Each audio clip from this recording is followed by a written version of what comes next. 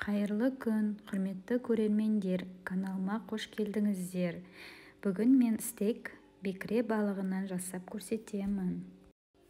Ең алдымен балықтың сыртын ашып, жуып аламыз. Сосын бірнеше бөлікке бөлеміз.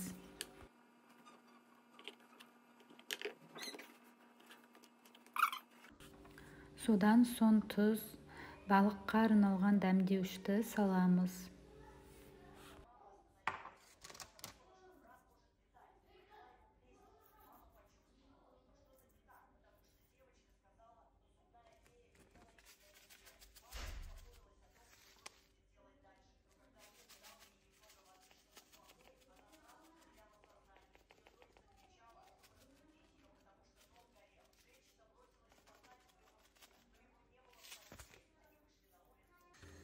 Табаға сұйық май аздап құямыз.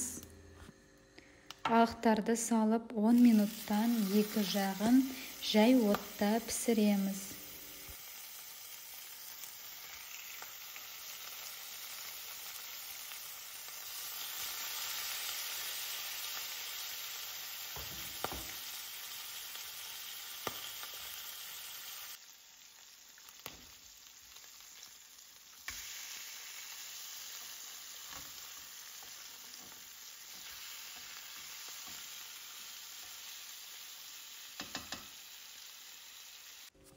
Тұздығын дайындаймыз.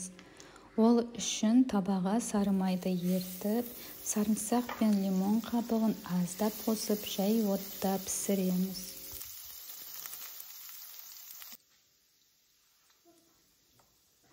Сливке қосып, араластыра отырып, лимон шырынын қосамыз.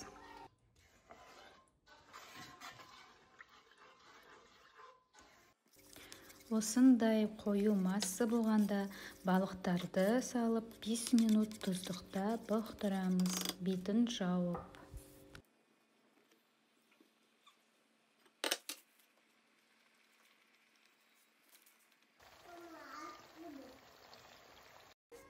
Бекіре балығынан стейк дайын болды. Дәмі сөзбен айтып жеткізе алмаймын. Керемет шықты, бір жасағаннан шығатын рецепті. Құрметті көрермендер, менің видеом ұнаса, лайк арқылы қолдап отырыңыздар.